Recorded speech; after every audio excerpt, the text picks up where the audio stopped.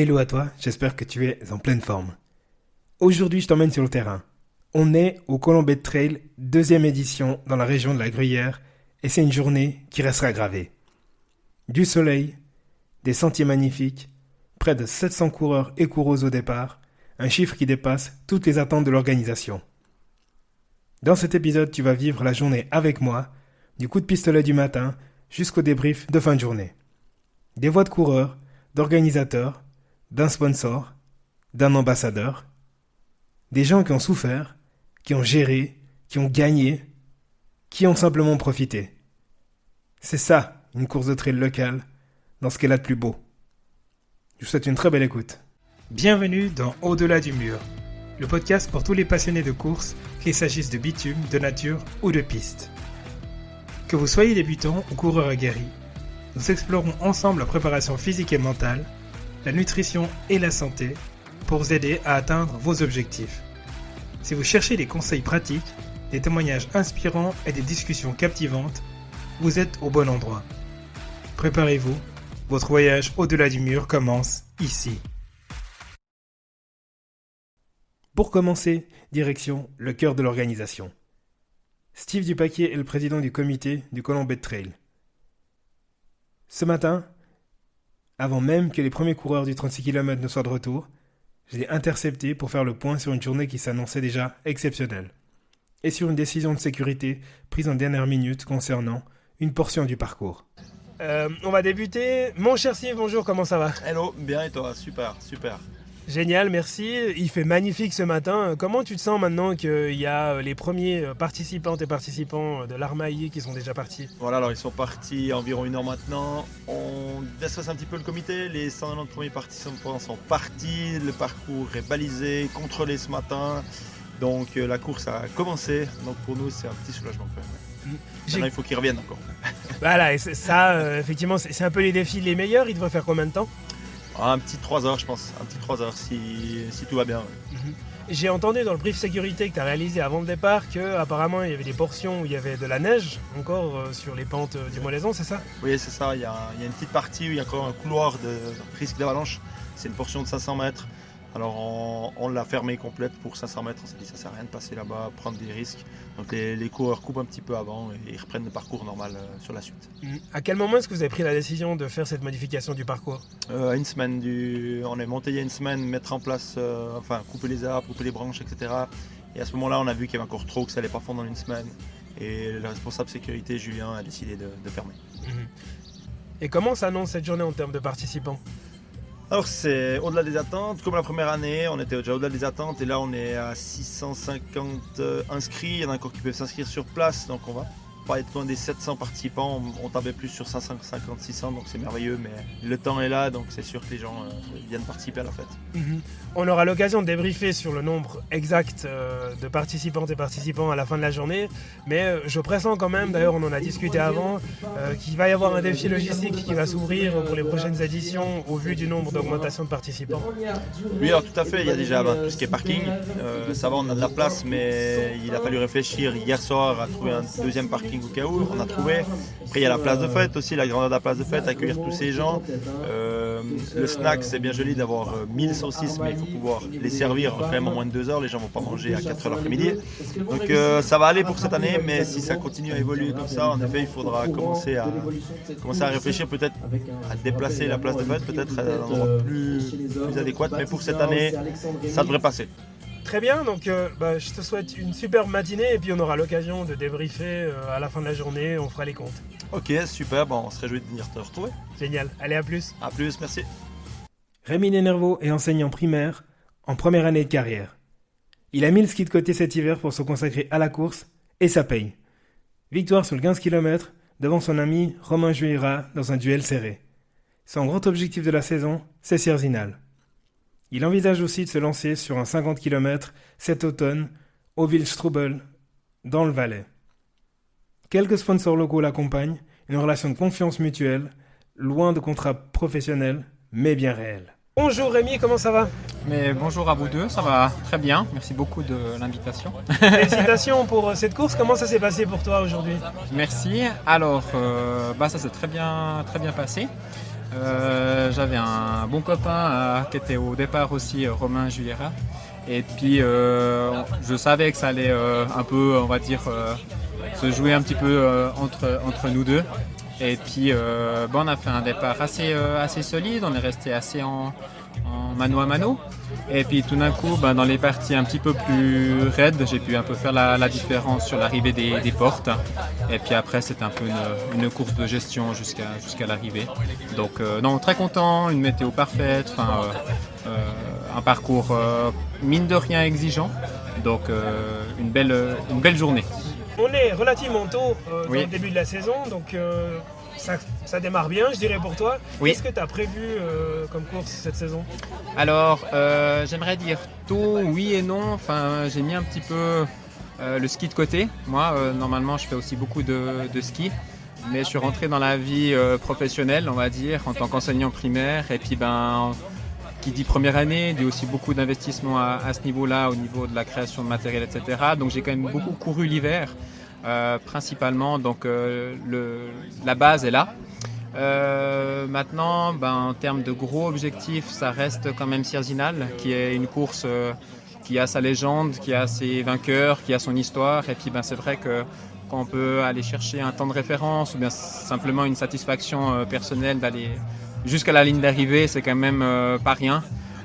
Donc ça reste quelque chose qui est assez intéressant à mes yeux. Et puis après, c'est aussi, j'ai ce mot d'ordre du plaisir, de découvrir aussi d'autres choses.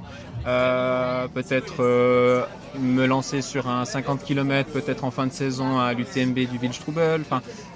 C'est encore loin, mais ce serait un petit peu dans cette lignée-là. Et puis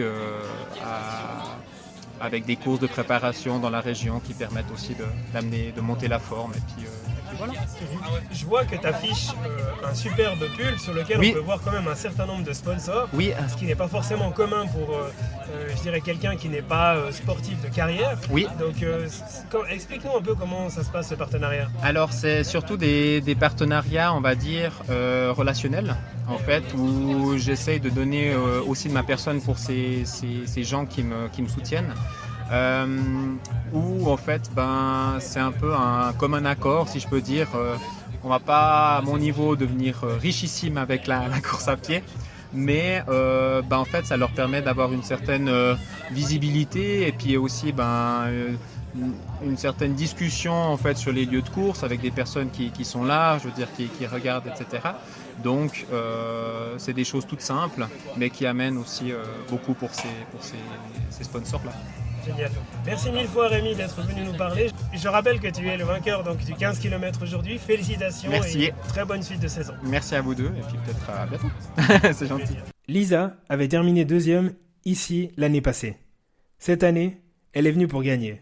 Et elle l'a fait. Avec autorité en gérant sa course de bout en bout, malgré le fameux sentier des sorcières en fin de parcours. Compagne de Baptiste Neuhaus, elle aussi sortait de la patrouille des glaciers.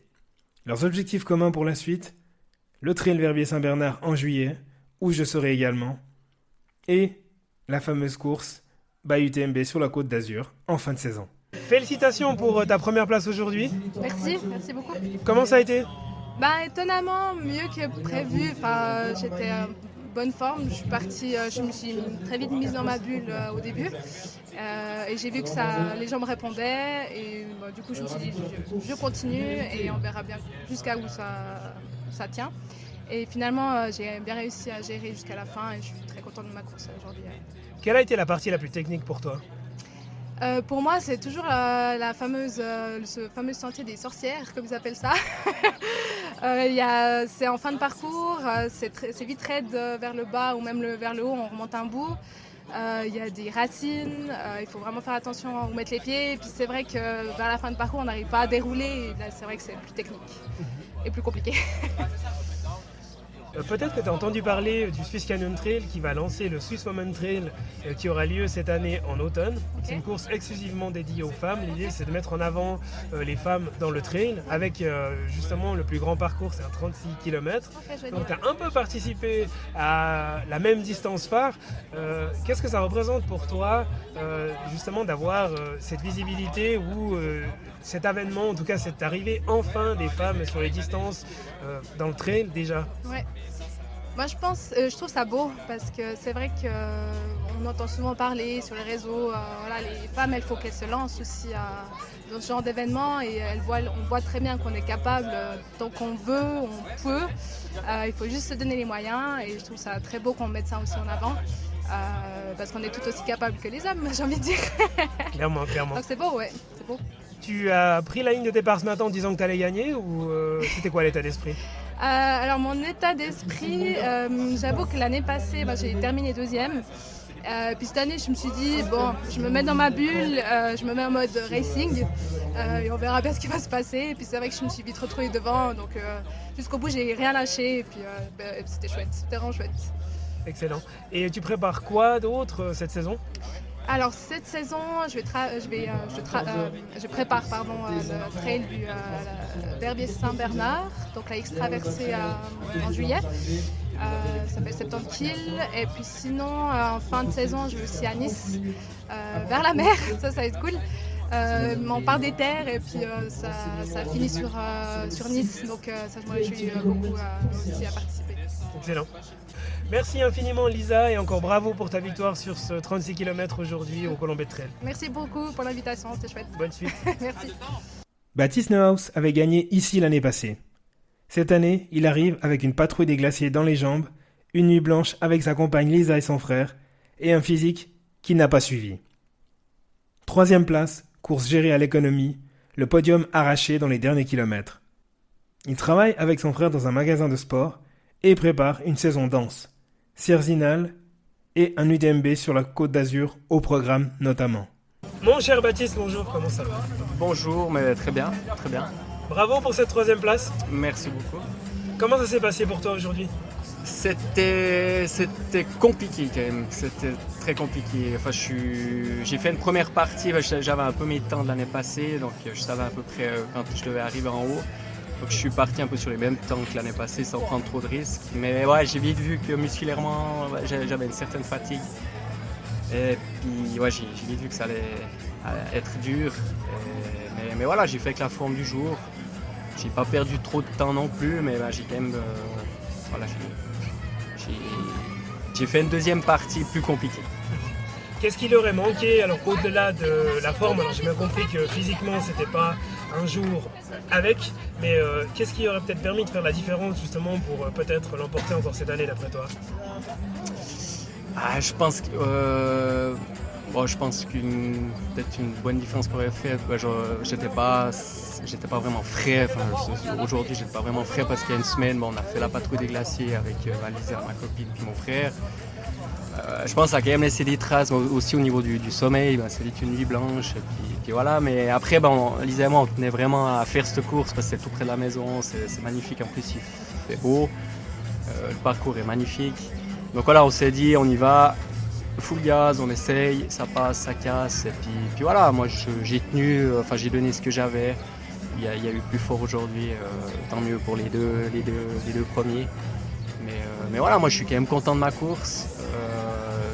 J'ai donné... sur la fin, j'avais plus trop la tête à me faire vraiment mal. Donc voilà, j'ai un peu levé le pied. Mais quand j'ai vu que le 4e, il était... j'ai dit, je veux quand même essayer de faire le podium. Donc je ne veux pas trop laisser passer la 3e place, quoi. On te voit régulièrement aux avant-postes des courses régionales. Qu'est-ce que tu as prévu d'accrocher comme dossard encore dans cette saison, cette année 2026? Alors, la prochaine, c'est je vais faire l'X-Traversée de Verbier, les 70 kills. Ensuite, il y aura Cerzinal au mois d'août. Ça, c'est toujours une course que j'apprécie beaucoup. Et puis à la fin, au mois de septembre, je vais faire un UTMB à Nice, Côte d'Azur. Ça, c'est un 100 kills. Ouais, c'est un peu les seules courses que j'ai parce que voilà, je sais qu'il me faut quand même pas mal de récup entre ces courses. Ça me demande quand même beaucoup de... Voilà, aussi une préparation. Et puis C'est pour ça que j'ai décidé de faire 3 courses. Peut-être qu'il y en aura une ou deux, des petites entre deux de 10 kills, mais pas plus. Au-delà de la course à pied et du trail, qu'est-ce qui anime ton quotidien? Tu fais quoi dans la vie? Alors, moi dans la vie, je bosse dans un magasin de sport à Plan-Fayon, chez Emmaüs Sport. Là, je suis avec mon frère et puis le patron, on est trois à faire tourner un peu ce magasin. Mais sinon, à côté, avec Lisa, c'est clair, Lisa, elle fait aussi beaucoup de trail. Donc, franchement, nos week-ends, c'est trail. Cet hiver, c'était là, pas mal de pots de phoque. Ouais, on est joliment beaucoup à l'extérieur, mais surtout en montagne, quoi. C'est magnifique. Ouais. Merci encore de t'être prêté à cet exercice, mon cher Baptiste. Bravo pour ta performance et puis bonne suite de saison. C'est gentil, merci beaucoup. Alexandre Rémy ne connaissait pas le parcours. C'était sa première participation au Colombet Trail.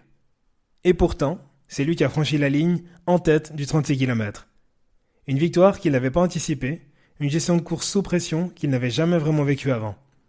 Cet été, il troque les sentiers pour un vélo, traversait l'Europe avec 4 amis, dont son coach, avec un film à la clé pour les rencontres de l'aventure à Bulle en 2027. Bonjour Alexandre, comment ça va? Bonjour, ça va bien et toi? Nickel, merci. Bravo pour cette victoire sur ce parcours. Comment ça s'est passé pour toi aujourd'hui? Merci, c'était assez dur. Le début, ça va, c'est un peu comme toutes les courses, je pense. Au début, on gère bien l'effort et au bout d'un moment, on commence de toute façon à souffrir gentiment et il s'agit de tenir jusqu'à la fin, quoi. C'était ta première participation? Pour ce trail, ouais. Okay. Et t'as prévu de participer à quoi comme autre course cette saison? Pas beaucoup. Prochainement, il y aura Chia 1003. Il y aura aussi, je pensais faire le Gramont. Mais j'hésite encore à faire Néry-Vue-Molaison, si j'arrive à choper un dossard d'ici là. Tu t'es retrouvé face à, je dirais, un plateau qui est quand même relativement relevé. Est-ce que tu as eu la pression justement à un moment de te dire qu'ils allaient peut-être revenir et puis de passer devant? Ouais, clairement, ouais. Tout le long, à partir du moment où j'ai pris un peu les devants, j'avais quand même cette petite pression. Je ziotais pas mal derrière moi. D'ailleurs, vers la fin, je les ai vus. J'ai vu le deuxième Florian qui arrivait. Et, ouais, c'était quelque chose qui me tracassait un peu. Est-ce que tu as l'habitude justement de te retrouver dans ce genre de situation-là où tu es devant dans une course et puis tu dois, entre guillemets, gérer et aussi t'assurer de ne pas te faire dépasser? Non, c'est un peu la première fois, je pense, que j'ai vraiment en fait des concurrents en face et que je dois un peu me gérer par rapport à ça. Sinon, pour toutes les autres courses que j'ai déjà faites, c'était plutôt une question de... Je visais plutôt un temps plutôt qu'une place. Je veux pas dire non plus que je visais une place. C'était plutôt... C'était dur de viser une place sur un terrain qu'on connaît pas. C'était ma première fois sur ce trail. Et puis voilà. Mais, ouais.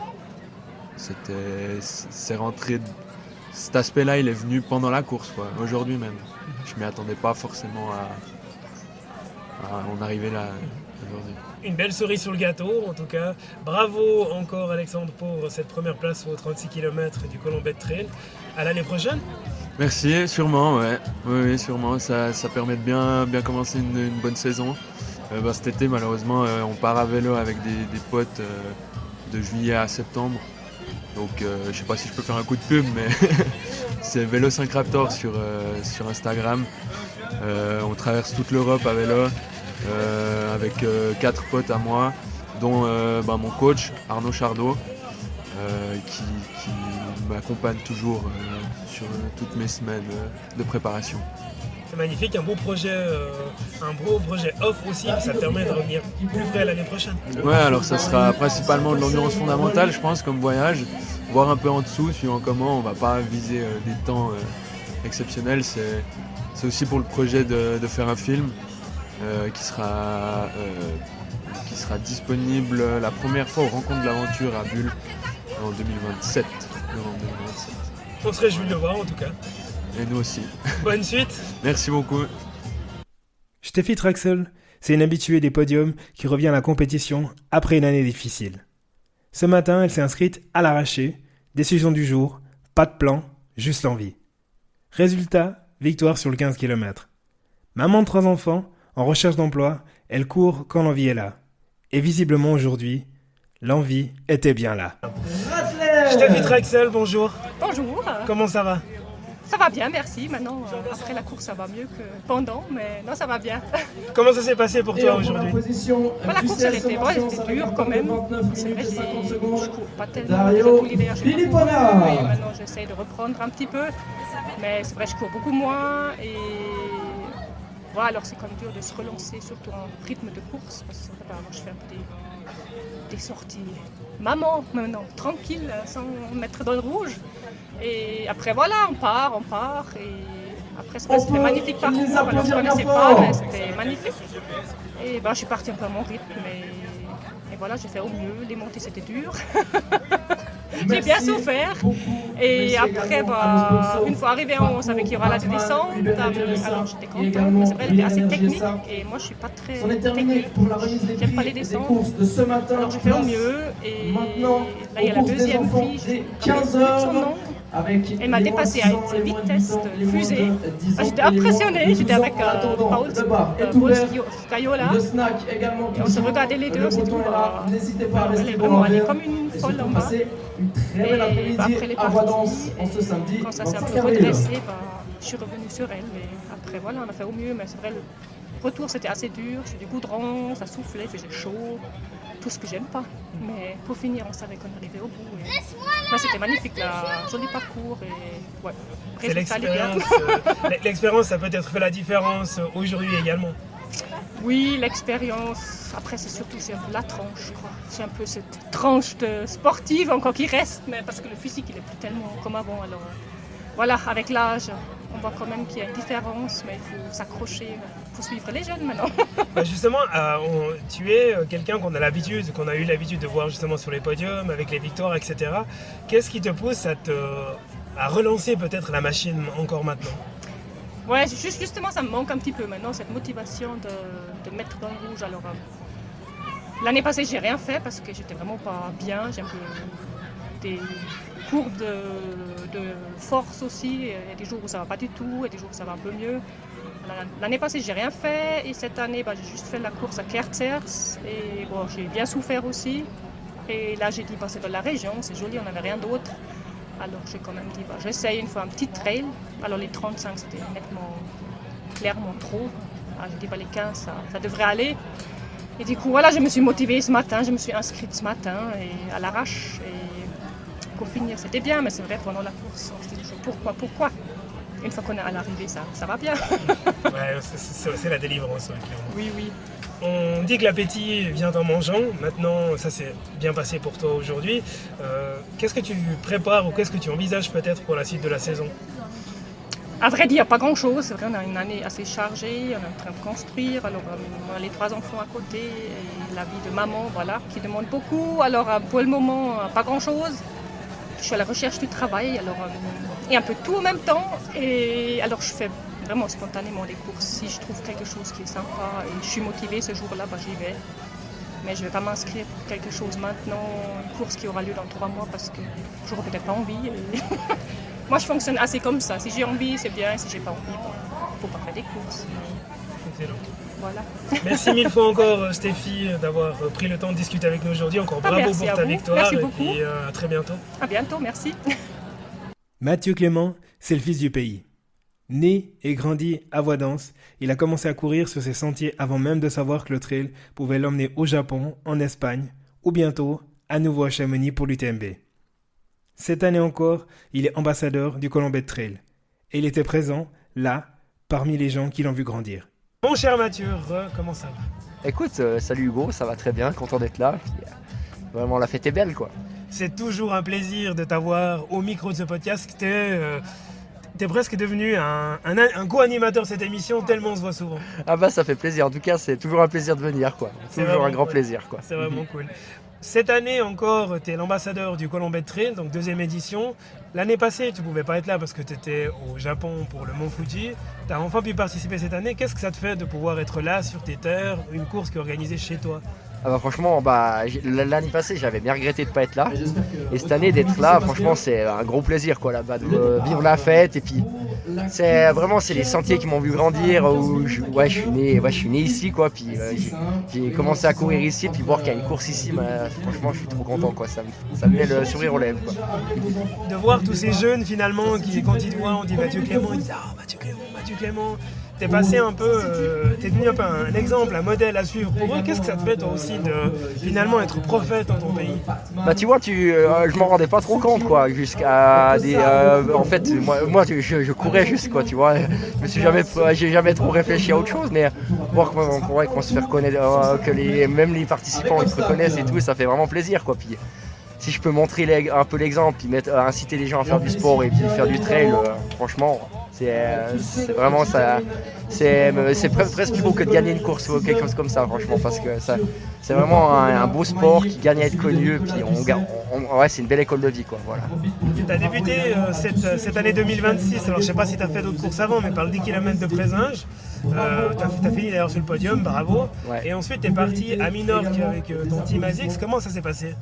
C'était là j'ai fait cet hiver j'ai vraiment fait que beaucoup de routes, beaucoup de plats pour essayer d'avoir un petit gap en vitesse quoi. Puis après j'ai switché directement en partant juste après Présinges à Minorque et puis c'était super sympa de retrouver le groupe. Il y a toujours une belle ambiance et puis on avait le soleil est toujours au rendez-vous à Minorque, ça on a un peu de chance puis les sentiers sont magnifiques, c'est un peu le long de la côte, puis on a une super ambiance, du coup c'était vraiment cool de retrouver l'équipe et puis de borner un peu sur cette île quoi. Bon, on a vite fait le tour, elle est pas bien grande quoi, mais bon c'était vraiment sympa quoi. C'est clair, toi qui as l'habitude de faire des 100 miles, je pense que tu fais quelques fois le tour de l'île avant d'avoir fait un 100 miles, mais c'était pas là le but peut-être de cette rencontre, cette partie team building qu'on a réussi à ressentir aussi sur les contenus qui étaient partagés sur les réseaux sociaux. Ça t'a requinqué j'imagine pour la saison à venir.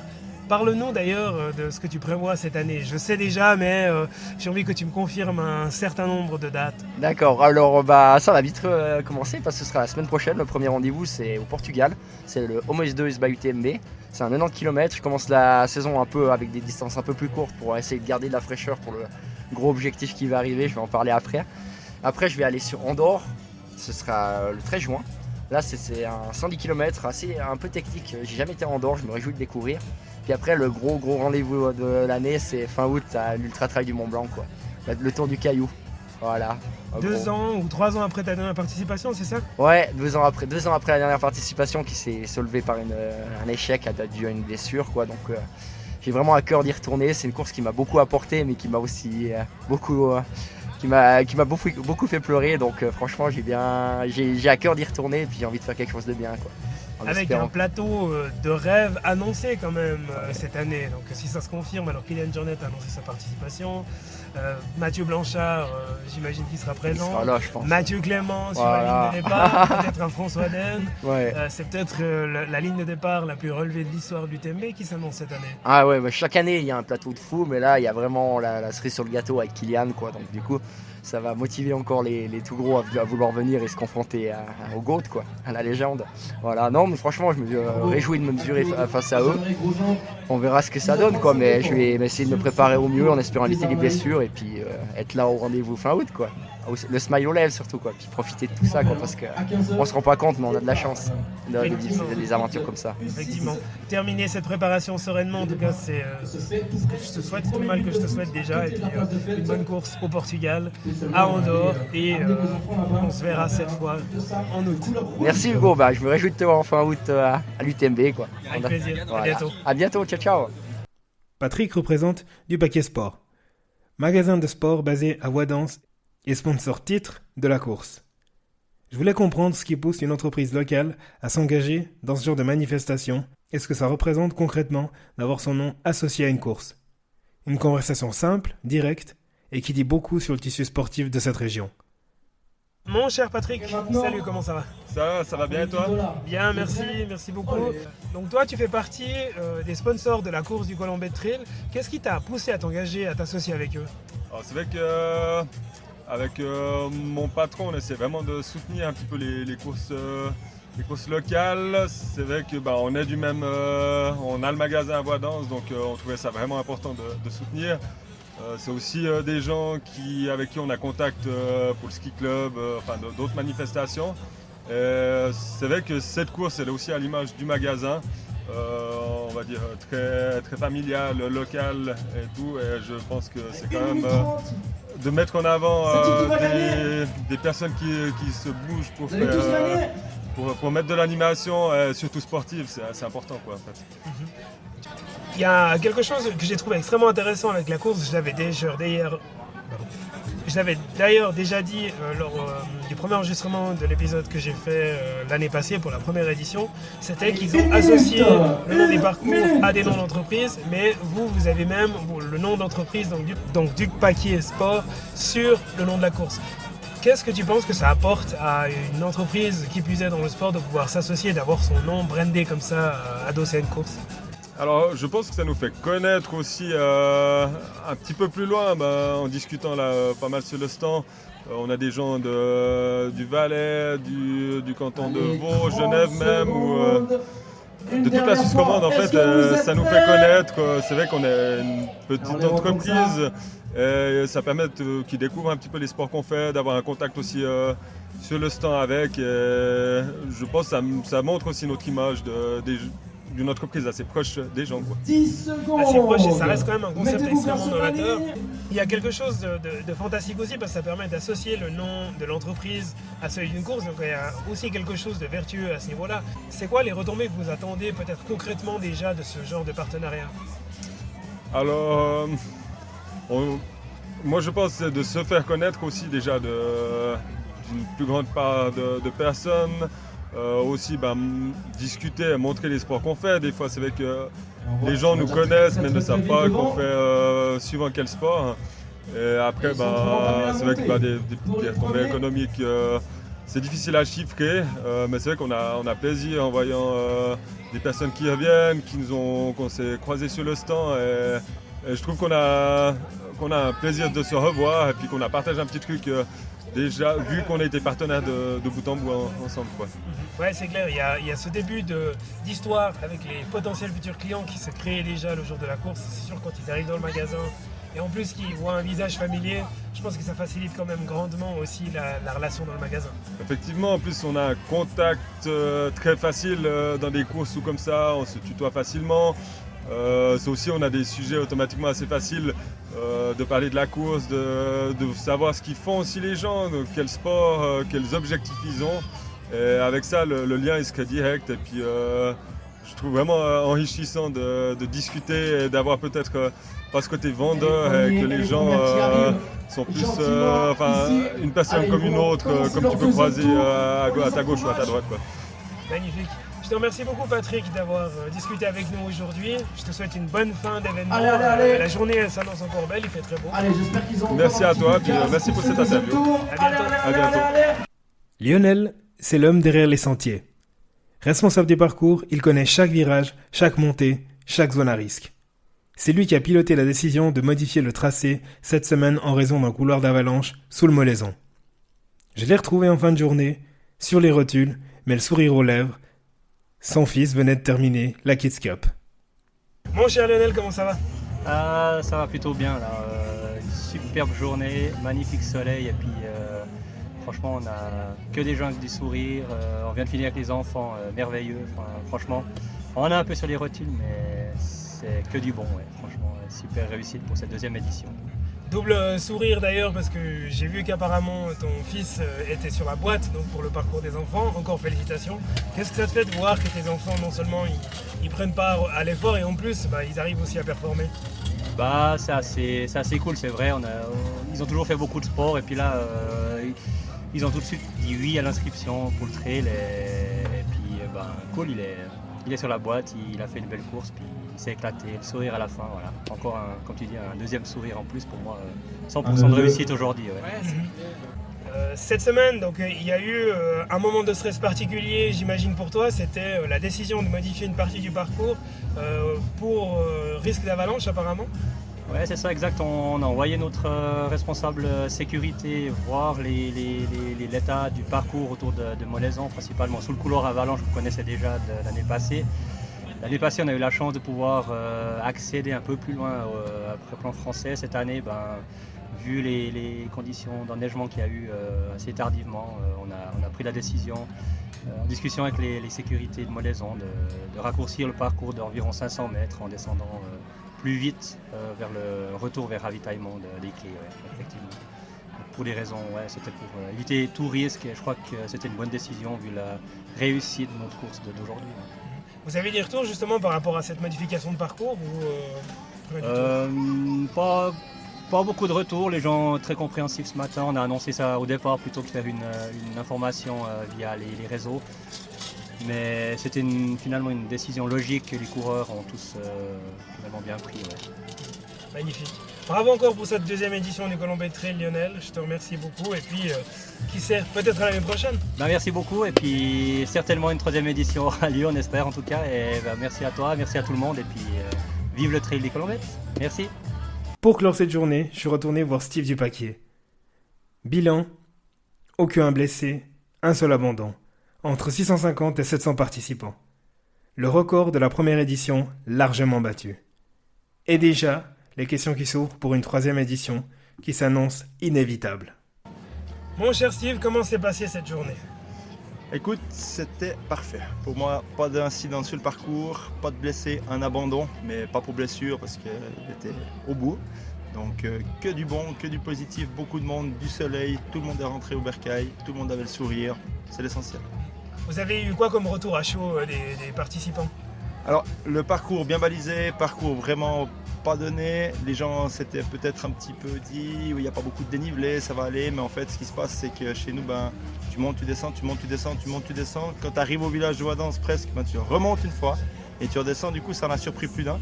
Mais ils ont adoré ça. Du coup, il y a beaucoup qui ont signé déjà pour l'année prochaine. Et puis, plus de prix sur des catégories. Donc, on s'en sort avec ça comme point négatif. On a fait beaucoup de catégories de prix. Peut-être encore agrandir ce côté-là, mais autrement le snack aussi, il faudra y réfléchir aussi gentiment. Il y avait une grosse queue à midi, mais c'est des petits détails qui peuvent être gérés, donc c'est ça l'essentiel. Tu parles d'éléments organisationnels et puis d'éléments structurants, comme justement cette fameuse tonnelle ou les snacks, etc. On en a déjà un peu parlé ce matin quand tu annonçais le nombre de participants. On en a combien en fin de journée à peu près ? Alors, j'ai malheureusement pas regardé avant de venir vers toi, mais je crois de tête 660, si je dis pas de bêtises. Peut-être un peu plus, peut-être un peu moins, mais on est entre 650 et 700. Donc le record de la première édition est battu ? Est battu comme il faut, ouais. Comme il faut, en tout cas pas loin de 150-200 personnes en plus, donc c'est génial. Ouais. Donc si on trace une ligne droite, on a une courbe linéaire. L'année prochaine, vous devriez avoir 800 coureurs. Est-ce qu'une course de 800 coureurs, elle s'organisera ou est-ce qu'elle s'organiserait de la même manière que jusqu'à aujourd'hui ? Alors, niveau travail en amont, c'est un peu identique. C'est juste qu'il faut qu'on réfléchisse à la capacité de la place de fête pour recevoir les gens, les parkings, comme on disait avant, le snack, la tonnelle, la réception du monde, l'emplacement. Est-ce qu'il doit être réfléchi autrement ? Est-ce qu'on devra travailler là-dessus, surtout sur le côté logistique pour pouvoir accueillir tous les gens ? Que tous les gens qui sont là soient servis en temps et en heure, pas qu'ils doivent attendre 3 heures, parce que c'est toujours des choses. Quand on a faim, en général, on aime bien être servi dans l'heure. Mais c'est de la logistique, donc c'est gérable. C'est gérable, donc je pense que si troisième édition devrait y avoir, ça va être gérable. Ça va être gérable. Avant de te laisser, est-ce qu'il y a un mot que tu aimerais adresser aux participants, aux gens aujourd'hui ? Le micro est à toi. Ouais, alors j'aimerais remercier déjà tout mon comité, avant de remercier les autres, mais surtout mon comité, sans eux, je pourrais rien faire. Le Ski Club Colombette de Wadens qui nous soutient, qui est là, on va pour le nerf de la guerre, pour l'argent simplement, qui nous soutient et qui croit en nous. Donc grâce à ça, on a pu faire une belle édition. Merci à tous les bénévoles aussi dans un deuxième temps, parce que sans eux, on a beau avoir un comité au top, ça ira pas. Et il y en a beaucoup, il y a plus de 100 bénévoles entre les parcours, la place de fête, les parkings, etc. Et puis tous les coureurs, tous les gens qui sont sur la place de fête, à toi, à vous, qui êtes venus, qui croyaient aussi à notre manifestation. Donc merci à tout le monde qui était là à Wadens pour Colombet Trail deuxième édition. Superbe. Bravo encore Steve pour cette deuxième édition de Colombet Trail. Et je crois assez certainement qu'il y aura une troisième édition, donc je me réjouis de l'année prochaine. Alors il y a de fortes chances qu'il y ait une troisième édition. Est-ce que le comité va changer ça? Je ne peux pas t'en parler encore. Mais on est sur de bonne voie. Ce serait dommage de s'arrêter aussi proche, en aussi bonne voie, excuse-moi. Magnifique. Allez, à bientôt Steve. À bientôt, merci. Voilà les amis, c'était tout pour cette journée en live, en direct du Colombet Trail. C'était vraiment une journée magnifique. Je vous remercie toutes et tous pour votre présence, pour vos échanges. C'était juste excellent. J'ai pu me rendre compte dans le cadre du montage que forcément le bruit de fond a peut-être pu vous perturber de temps à autre. Je ferai de mon mieux pour dégoter un meilleur emplacement les prochaines fois. Mais ce qui est certain, c'est que ce genre d'exercice est appelé à se répéter. Je vous dis à très bientôt. Où que vous soyez, je vous souhaite une douce nuit, une bonne journée, une bonne après-midi et à très bientôt. Merci d'avoir écouté cet épisode d'Au-delà du mur. Si le sujet vous a inspiré ou intrigué, n'oubliez pas de vous abonner pour ne rien manquer des prochains épisodes. Rejoignez notre communauté sur les réseaux sociaux et partagez vos réflexions avec nous. Je serai ravi d'entendre ce que vous avez pensé de cet épisode. Et si vous avez aimé, pensez à laisser un avis 5 étoiles sur votre plateforme d'écoute préférée. Ça m'aide énormément à faire grandir la communauté d'Au-delà du mur. À très bientôt pour une nouvelle exploration de l'autre côté du mur. Jusque-là, continuez à questionner, à explorer et à repousser vos limites.